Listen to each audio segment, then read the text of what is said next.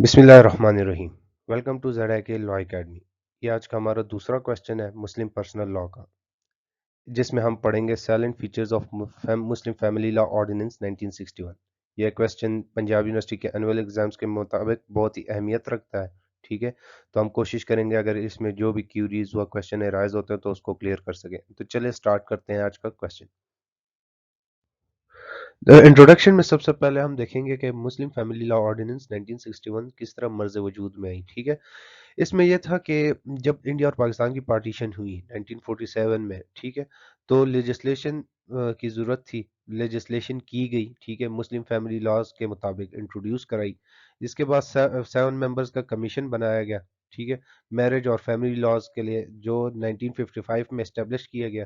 वो जो जिन्होंने ने कुछ सजेशन दिए न्यू लॉज के लिए, जो नए स्टेट की ज़रूरत थी उस टाइम पे। ठीक है, और उन एरियाज में जिधर रिफॉर्म्स की जरूरत थी, उन लॉज में जिधर रिफॉर्म्स की जरूरत थी, वो पेश किए गए। ठीक है, फिर उसके बाद ये हुआ कि मुस्लिम फैमिली लॉ ऑर्डिनेंस 1961 फिर इंट्रोड्यूस करा दी गई जनरल अयूब खान के दौर में।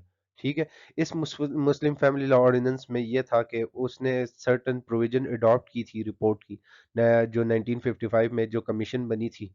ठीक है, जिसने एक रिपोर्ट तैयार करके दी थी फैमिली लॉज के बारे में और मैरिजेस के बारे में। ठीक है, तो उसमें से सर्टन प्रोविजन इन्होंने अडॉप्ट की मुस्लिम फैमिली लॉ ऑर्डिनेंस 1961 में। ठीक है, फिर उसके बाद इस कमीशन का बेसिकली एम ये था कि जो रिफॉर्म लाया जाए डाइवोर्स लॉज में, इनहेरिटेंस लॉज में, जो रिलेट करते थे ऑर्फन ग्रैंड चिल्ड्रन और वुमेन्स के मुताबिक। ठीक है, तो ये स्पेसिफिक सा छोटा सा इंट्रोडक्शन हो गया। इसके बाद हम चलेंगे साइलेंट फीचर्स पे। ठीक है, साइलेंट फीचर्स को देखेंगे मुस्लिम फैमिली लॉ ऑर्डिनेंस 1961 की।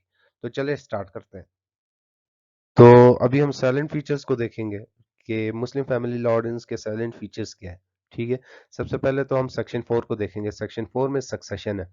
ठीक है, इस सेक्शन के मुताबिक मुस्लिम फैमिली लॉ ऑर्डिनेंस जो है, इसमें यह कहता है कि जब एक ग्रैंडफादर मौजूद होता है, ठीक है, और उसका कोई बेटा होता है मगर तकसीम जायदाद की इनहेरिटेंस नहीं होती। ठीक है, और जो सारी जायदाद होती है वो ग्रैंडफादर के पास ही रहती है।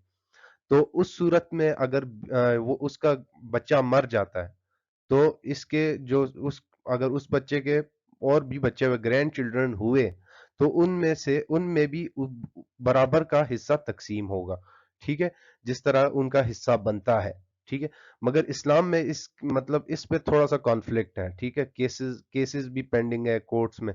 ठीक है, इसमें यह है कि इस्लाम के मुताबिक ये है कि अगर एक बंदा ग्रैंड फादर है, ठीक है, उसका बच्चा अगर इनहेरिटेंस नहीं होती या सक्सेशन नहीं होती, ठीक है, बंटवारा नहीं हुआ होता जायदाद का, तो अगर बीच में वो फादर मर जाता है, ग्रैंड फादर का बेटा मर जाता है, तो उसके बच्चे अगर उसके औलाद हुई तो उसमें तकसीम नहीं होगी। इस्लाम में ये है, ये कॉन्सेप्ट है। ठीक है, इसमें थोड़ा मतलब कॉन्फ्लिक्ट है, और ये इसका केस भी अभी तक पेंडिंग है सुप्रीम कोर्ट में। ठीक है, रजिस्ट्रेशन ऑफ मैरिज इस एक्ट के मुताबिक ये है, सेक्शन 5 कहता है कि ऑर्डिनेंस में मुस्लिम फैमिली लॉ ऑर्डिनेंस में ये है, सेक्शन 5 कहता है कि जब भी कोई मैरिज सॉल्मनाइज होती है, ठीक है, जब भी कोई मैरिज हो जाती है, तो उसका रजिस्ट्रेशन आर्बिट्रेशन काउंसिल में होना लाजमी है। ठीक है, उस मैरिज की रजिस्ट्रेशन होनी लाजमी है। फिर उसके बाद निकाह रजिस्ट्रार के बारे में पास हम आ जाते हैं। निकाह रजिस्ट्रार कौन होता है? सेक्शन 5 के मुताबिक हम इसकी भी वजाहत की है कि निकाह रजिस्ट्रार वो होता है जिसको यूनियन काउंसिल लाइसेंस ग्रांट करता है। किसी भी एरिया में या तो एक या तो दो निकाह रजिस्ट्रार हो सकते हैं। ठीक है, इसके बाद हमारे पास आ जाता है मैरिज रिकॉर्ड के बारे में। इसमें ये कहा गया है कि जो मैरिज के रिकॉर्ड होंगे, जो रजिस्ट्रार होता है यूनियन काउंसिल का, तो उस पे लाजिम है कि वो उस रिकॉर्ड को अपने पास महफूज रखे यूनियन काउंसिल में, और जो कॉपीज होगी निकाहनामे की वो दोनों पार्टीज को भेज दें। फिर उसके बाद पॉलीगेमी के बारे में आ जाता है। पॉलीगेमी का मतलब क्या है? पॉलीगेमी का मतलब है दो शादियां। ठीक है, अगर किसी बंदे ने दो शादियां करनी है, ठीक है, तो वो उस पर ये लाजिम है कि वो परमिशन लेगा आर्बिट्रेशन काउंसिल से। ठीक है, जब अगर आर्बिट्रेशन काउंसिल परमिशन ना दे तो उसका निकाह रजिस्टर्ड नहीं होगा। ठीक है, नेक्स्ट हमारे पास आ जाता है परमिशन फ्रॉम फर्स्ट वाइफ। इसमें ये होता है कि बंदे ने हस्बैंड ने अपनी वाइफ से پوچھنا ہوتا ہے، مطلب اجازت لینی ہوتی ہے، ٹھیک ہے۔ اگر پھر اس میں یہ ہوتا ہے کہ آربیٹریشن کاؤنسل پوچھے گی اپلیکنٹ سے، اگر کسی بندے نے دوسری شادی کرنی ہوتی ہے، ٹھیک ہے، اس سے پوچھے گی، اور پھر اس کے بعد اس کی وائف سے پوچھے گی، ٹھیک ہے، کہ اس کی پرمیشن کے بارے میں۔ اگر آربیٹریشن کاؤنسل سیٹسفائیڈ ہو جاتی ہے، ٹھیک ہے، تو اس کے بعد وہ پرمیشن دے دیتے ہیں آربیٹریشن کاؤنسل سیکنڈ میرج کے لیے، ٹھیک ہے۔ اس کے بعد ہم نیکسٹ پہ چلتے ہیں۔ نیکسٹ سائلنٹ فیچر ہمارے پاس آ جاتا ہے پیمنٹ آف ڈاور، ٹھیک ہے۔ یہ سیکشن 6 میں ڈسکسڈ ہے، مسلم فیملی لا آرڈیننس 1961 میں۔ اس میں یہ کہتا ہے کہ اگر ایک بندہ، ٹھیک ہے، ایک ہسبینڈ دوسری شادی کرتا ہے تو اس کو لازمی ہے کہ وہ آربیٹریشن کاؤنسل سے وہ اجازت لے، ٹھیک ہے۔ پھر اس کے بعد اس نے اگر اس دوسری شادی کرتا ہے تو اس پہ یہ بھی لازم ہو جاتا ہے کہ وہ جو اماؤنٹ آف ڈاور ہوتی ہے اس کو دے، ویدر پرومپٹ ہو یا ڈیفرڈ ہو، ٹھیک ہے۔ تو اس کو وہ پے کرنے کا وہ پابند ہو جاتا ہے، ٹھیک ہے، ہسبینڈ وائف کو۔ اور اگر وہ ہسبینڈ وہ پے نہیں کرتا، ڈاور پے نہیں کرتا، ٹھیک ہے، اس صورت میں جب وہ دوسری شادی کرتا ہے، ٹھیک ہے، تو اس صورت میں وہ ہسبینڈ کو پنش بھی کیا جا سکتا ہے۔ اگر وائف کمپلین کر دے تو پنش کیا جا سکتا ہے، سمپل امپریزنمنٹ، ٹھیک ہے، جو 1 سال تک ہو سکتی ہے، یا فائن ہو سکتا ہے 5,000 روپے کا، یا دونوں ہو سکتے ہیں، ٹھیک ہے۔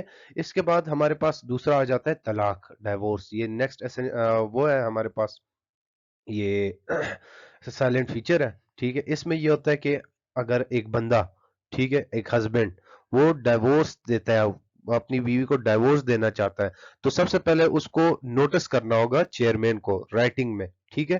تو طلاق کا نوٹس دے گا چیئرمین کو، اس کے بعد اس کی جو طلاق کا نوٹس ہے اس کی ایک ریٹن کاپی، ایک کاپی وائف کو بھیجی جائے گی۔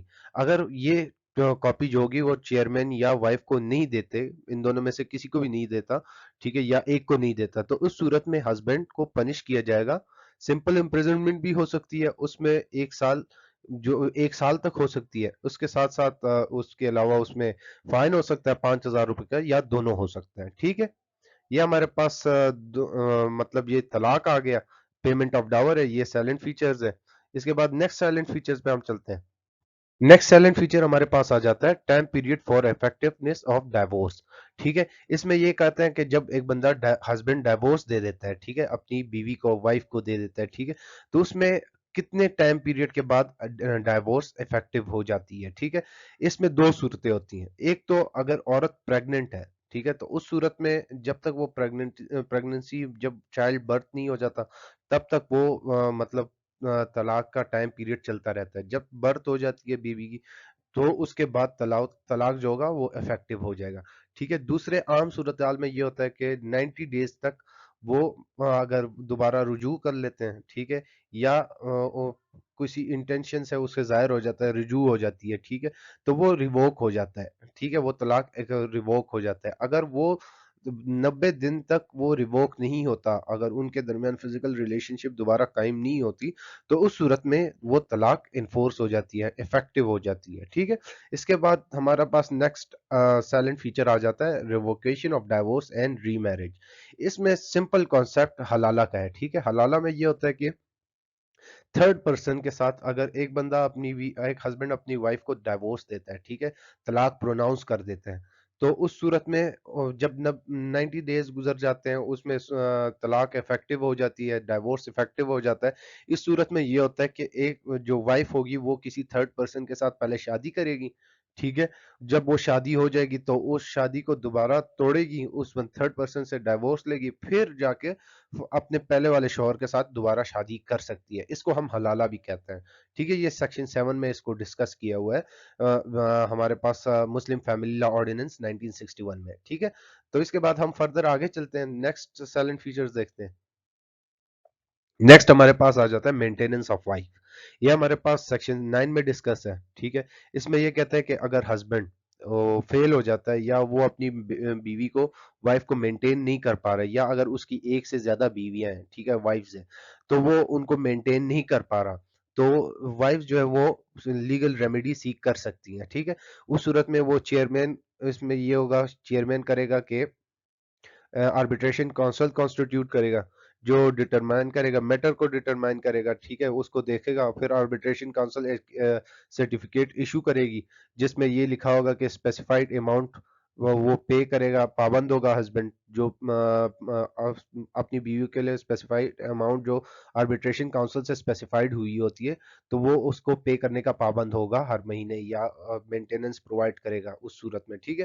اس کے علاوہ اگر ڈاور کی بات کی جائے، ٹھیک ہے، سیکشن 10 میں یہ بھی سائلنٹ فیچر ہے ہمارے پاس، اس کا کیا نام ہے، یہ مسلم فیملی لا آرڈیننس کا، ٹھیک ہے۔ اس میں یہ ہوتا ہے کہ اگر نکاح نامے میں، ٹھیک ہے، یا میرج کا کانٹریکٹ ہے، ٹھیک ہے، نکاح نامے میں اگر یہ مینشن نہیں ہے، کوئی بھی mode of payment of dower mention نہیں ہے، تو اس صورت میں یہ ہوگا کہ اگر اماؤنٹ آف ڈاور انہوں نے فکس کر دیا کہ یہ اماؤنٹ آف ڈاور ہے، یہ نہیں بتایا کہ یہ کون سا ڈاور ہے، پرومپٹ ڈاور ہے یا ڈیفرڈ ڈاور ہے، ٹھیک ہے، اس صورت میں اگر جب بھی بیوی ڈیمانڈ کرے گی ڈاور کے لیے تو ہسبینڈ پابند ہوگا اس کو دینے کا، اس کو یہ پریزیوم کیا جائے گا کہ پیبل آن ڈیمانڈ ہوگا، اگر بیوی ڈیمانڈ کرے گی تو اس کو سارا ڈاور ملے گا اسی ٹائم پہ، ٹھیک ہے۔ اس سے ساتھ ہی میرا لیکچر ختم ہوتا ہے، میرے چینل کو سبسکرائب کریں، بیل آئیکن کو پریس کریں تاکہ آنے والی اپڈیٹس آپ کو ملتی رہیں۔ شب بخیر اینڈ اللہ حافظ۔